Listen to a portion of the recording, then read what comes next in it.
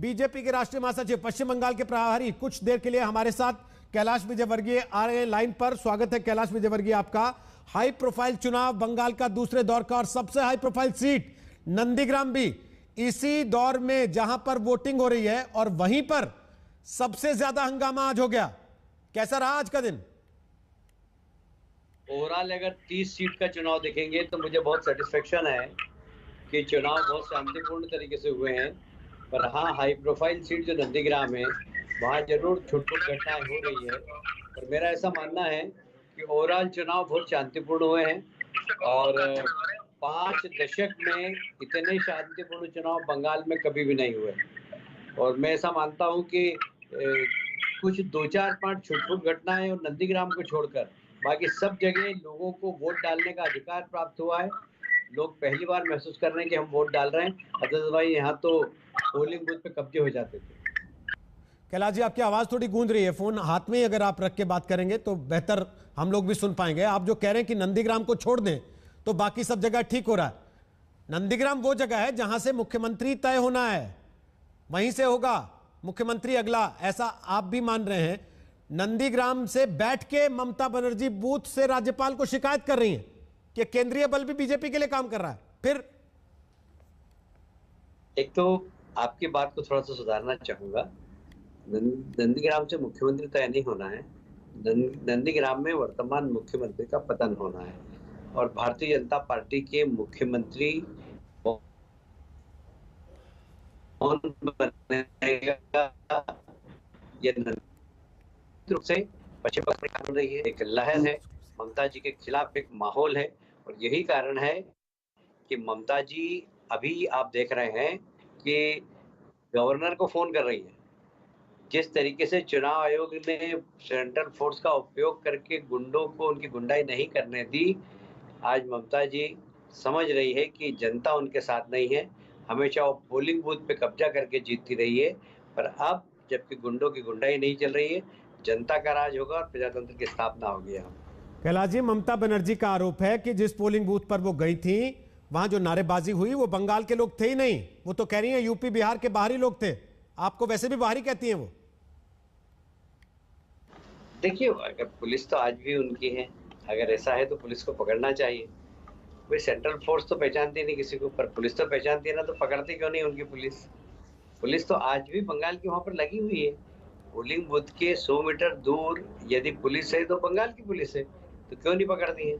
ये सिर्फ प्रदेश की जनता की सहानुभूति प्राप्त करने के लिए और देश में गलतफहमी पैदा करने के लिए कि भारतीय जनता पार्टी बाहर के लोगों से चुनाव जीत रही है।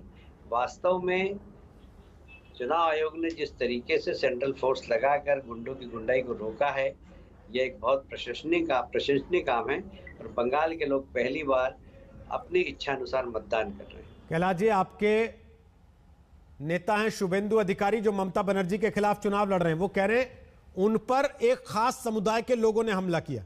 टीएमसी कह रही है एक खास समुदाय के लोगों का वोट बीजेपी डलने नहीं दे रही।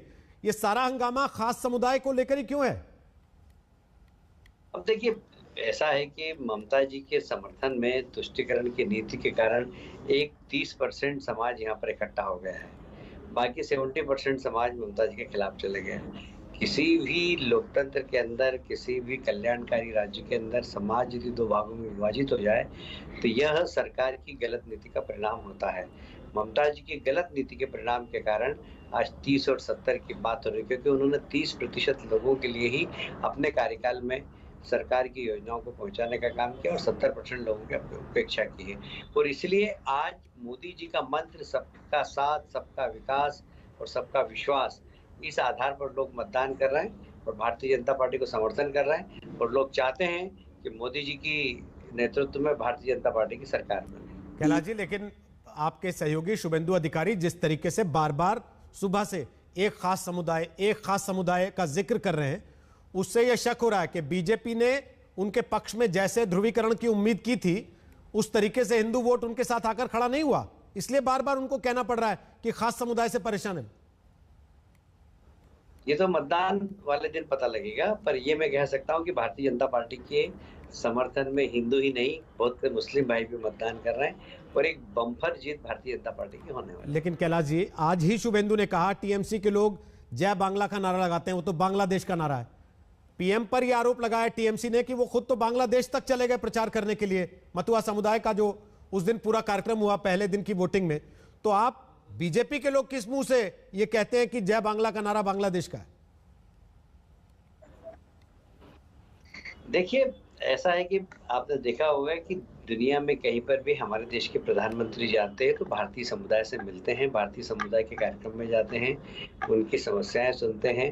और बांग्लादेश में चूंकि पिछले दिनों एक नक्सलवादी, एक नक्सलाइट मूवमेंट चला, एक आतंकवादी मूवमेंट चला और उसमें मंदिरों में आग लगाई गई, पुजारी को मारा गया, तो एक लोगों में भय और व्याप्त हुआ है। अगर हमारे देश के प्रधानमंत्री विदेश में रहने वाले हिंदू समाज के लोगों से मिलने गए तो इसमें कौन सा पाप हो गया? ये तो उनकी जवाबदारी है। वो तो दुनिया में जहाँ पर भी जाते हैं, अमेरिका में गए तो वहाँ भारतीयों से मिले, इंग्लैंड में गए तो वहाँ भारतीयों से मिले, बांग्लादेश में भी मथुआ समाज के लोग ज़्यादा रहते हैं तो उनके मंदिर में गए, तो इसमें कौन सी नई बात है? पर इस प्रकार अनर्गल आरोप लगाना मैं समझता हूँ उचित नहीं है। एक देश के प्रधानमंत्री की जवाबदारी है कि भारतीय समुदाय के लोग कहीं पर भी रहते हों, उनसे मिले और उनके हालचाल पूछें। लेकिन ममता बनर्जी जिस तरीके से आज पोलिंग बूथ पर जाकर बैठ गई कैलाश जी, आपको लगता नहीं आपको नुकसान होगा उसका? नहीं, ममता जी के बैठने से, उठने से, खड़े रहने से, व्हील चेयर पे बैठने से अब भारतीय जनता पार्टी को कोई फर्क नहीं पड़ता, क्योंकि वो पूरी तरह एक्सपोज हो चुकी है और इसलिए प्रदेश की जनता उनको पहचान गई है, अच्छे से पहचान गई है। देखिए, राजनीति में एक शब्द होता है जानना और एक शब्द होता है पहचानना। जब नेता को लोग जानते हैं जब तक तो ठीक है, जब पहचान जाते हैं तो फिर निर्णय बहुत सोच समझ के लेते हैं और इसलिए ममता जी को इस बार पहचान गए हैं तो प्रदेश की जनता बहुत सोच समझ के निर्णय ले रही है। आखिरी सवाल है मेरा कैलाश जी, शुभेंदु जीत जाएंगे नंदीग्राम से? जीत पाएंगे? उन्होंने कहा था 50,000 से जीतेंगे। 100% जीतेंगे।